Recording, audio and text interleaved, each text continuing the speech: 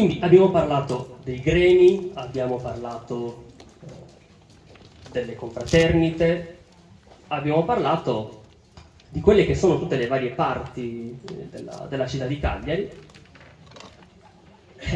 C'è un aspetto, ahimè, un po' dolente, che è quello dei miliziani. Allora, i miliziani,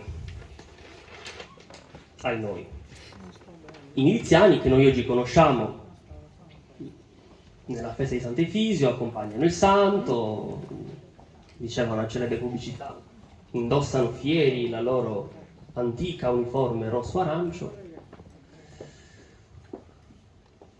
A me dispiace, perché lo dico sempre con molto affetto, ma è molto bello, cioè suona molto bene questo slogan, se non fosse che l'uniforme non era un uniforme, non era rosso-arancio, non è antica, meno male che è finito, perché altrimenti... Ecco, la milizia che cosa era? Era un corpo di leva popolare, quindi non poteva prevedere un uniforme, perché non era inquadrata in nessun tipo di reggimento, e vi prestavano servizio i pubblici cittadini che potevano permettersi un'armatura del genere, un complesso di armi e un cavallo, che già oggi non è, qualcuno lo saprà, non è economico, figurarsi prima. Quindi non potevano indossare un uniforme, sappiamo si utilizzava una coccarda di riconoscimento, non sappiamo come fosse fatta, non sappiamo dove venisse appuntata, c'era questa coccarda e via, come unico segno di riconoscimento. E dove nasce il gap, si direbbe oggi, fra costume rosso, arancio, miliziani? Gli ultimi a vestire l'abito, se ricordate dal primo blocco, erano i rigattieri. Quindi l'ultimo abito rimasto era quello dei rigattieri, con o senza maniche, quella che noi chiamiamo facchina, che è la giubba con o senza maniche, che, come dire, è rimasta anche otticamente, quindi gli ultimi continuavano a prestare servizio con questa tipologia di vestiario.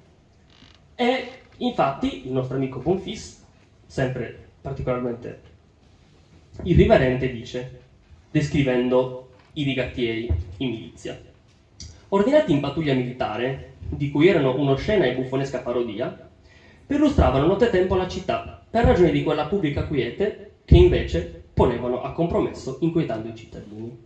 Quindi questo insieme di figure solitamente organizzate per gremi di mestiere, di nuovo, quindi pattugliavano i quartieri, logicamente non c'era la polizia, non c'erano dei bargelli, per carità, che garantivano l'ordine, ma insomma era una leva volontaria, ecco. E abbiamo iconografie molto arcaiche che ritraggono ancora la versione dei miliziani con le varie tipologie di abbigliamento, non solo cagliaritano, ma anche del circondario di Cagliari, perché anche dal circondario delle campagne prestavano servizio sia per la pattuglia, insomma, del locale, che anche per la festa di maggio. Logicamente pensate il tragitto, che oggi è tranquillo, ma insomma, accompagnare i pellegrini con il rischio di essere rapiti per essere fatti schiavi, o gli ori del santo, insomma, l'utilità era quella.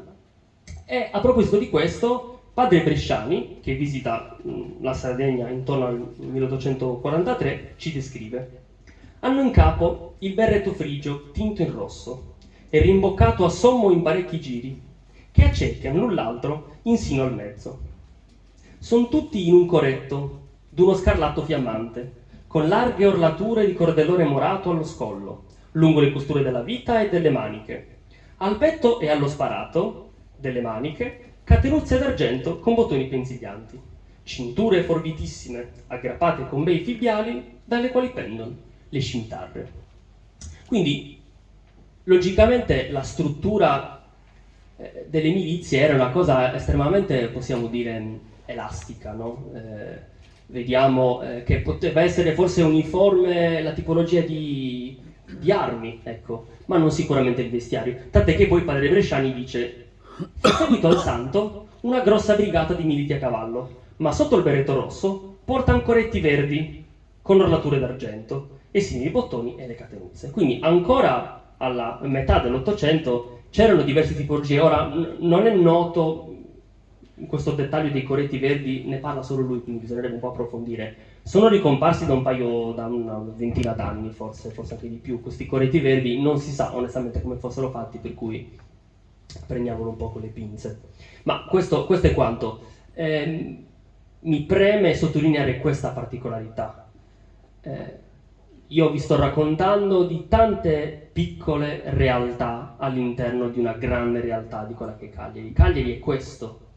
Io cerco di accompagnarvi nelle arrugas di Cagliari, un po' facendovi gustare quelle che sono le peculiarità. Tutte queste parti non sono scorporate, sono tutte all'interno della stessa identità e meritano la stessa attenzione e lo stesso rispetto intellettuale.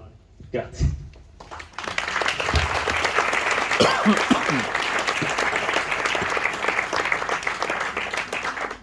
Ora, non siamo una società misogena, teoricamente.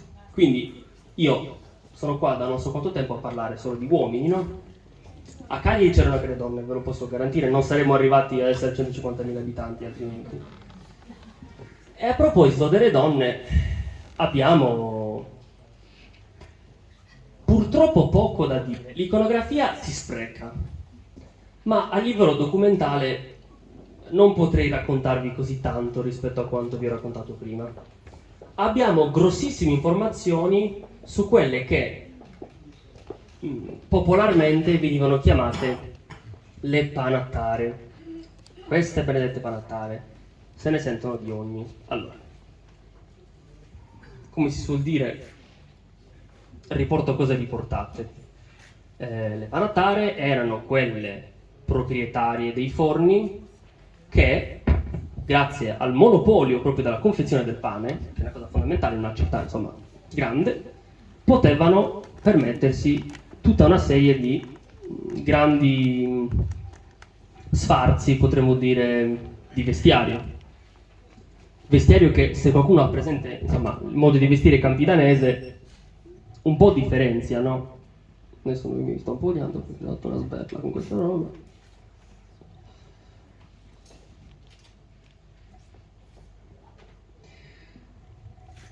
Cagliari è sempre stata una città di mare, non è una frettura, nel senso che ha avuto una grandissima capacità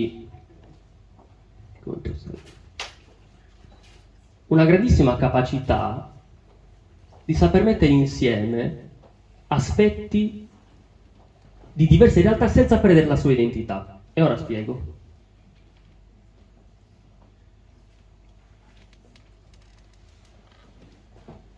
Spesso sentiamo continuamente un grande elogio di questa o di quella parte della Sardegna che è stata più o meno conservativa di altre e che quindi come tale può fare scuola, no? Di tradizione, di identità, di autenticità.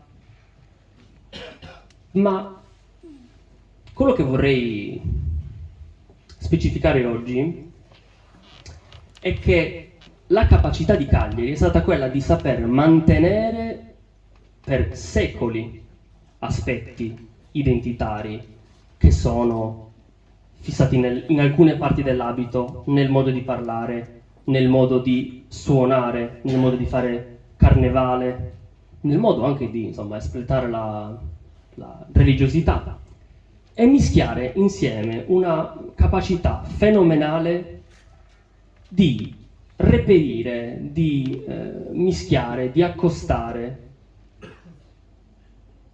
degli aspetti, dei gusti, delle mode, che in realtà venivano da ovunque, e di saperle fare proprie. Per cui pochissimo di quello che vedete addosso a loro è di origine sarda, cioè è realizzato in Sardegna, ma non per questo è meno sardo, non per questo è meno cagliaritano. Poi che cosa sia sardo o cagliaritano, insomma, uno può anche soffermarsi.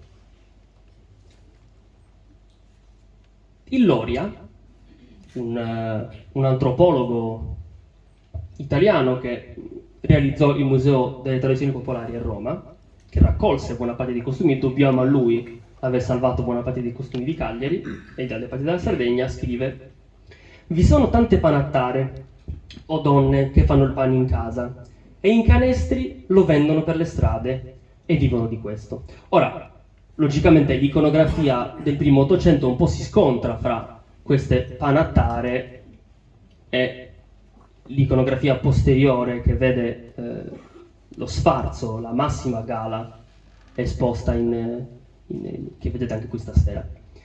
Logicamente noi non dobbiamo immaginare che loro confezionano solo il pane in queste condizioni, definirlo stato sarebbe. Ci sono delle versioni più o meno giornaliere costruite nello stesso modo, ma con materiali più infimi, possiamo dire, insomma, più semplici, che venivano utilizzati per il giornaliero.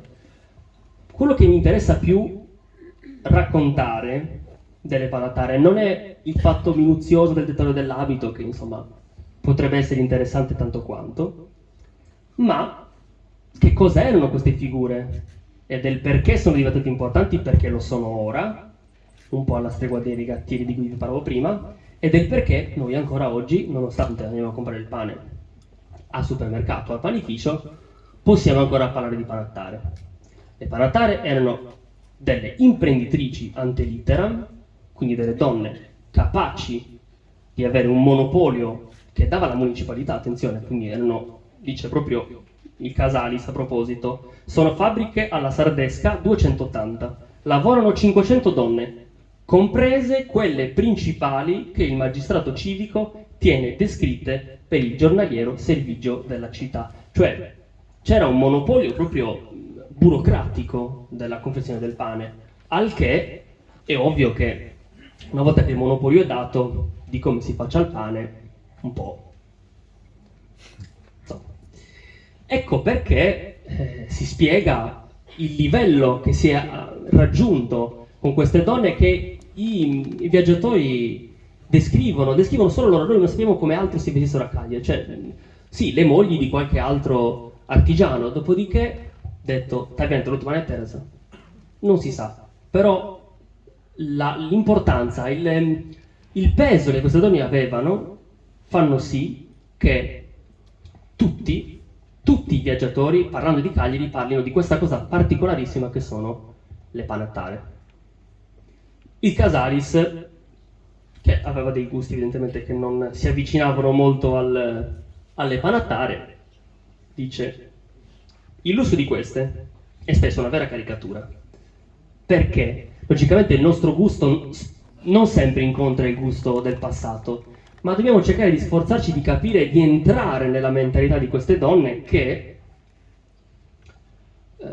come unica valvola di sfogo sociale, forse, avevano questa libertà di poter esprimere la loro indipendenza e anche la loro possibilità economica con il vestiario, quindi acquistando tessuti di valore incredibile, facendo arrivare parti di vestiario o materiali da qualunque parte del mondo.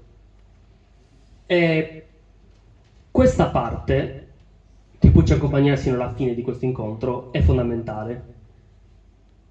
Vedo tante donne stasera, ecco, forse prima c'era Sarruga de Spanetteras, ok, ecco, forse bisognerebbe rimetterla, un po' anche per essere orgogliosi di cosa sono state capaci queste donne, veramente, che in una situazione sociale, storica, fortemente maschilista, sono state capaci di avere un peso sociale che è arrivato fino a noi, forse troppo poco.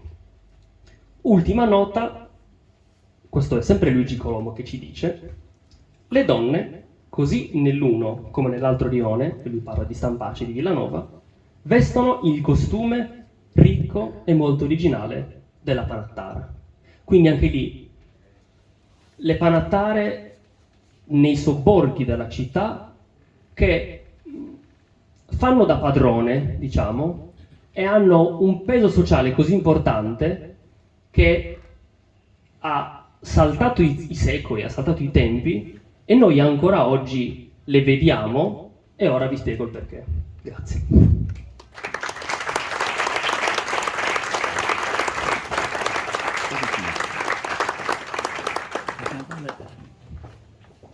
vi ho abbastanza nauseato sul fatto che l'aspetto sociale è troppo importante ed è il centro di questa serata. Perché?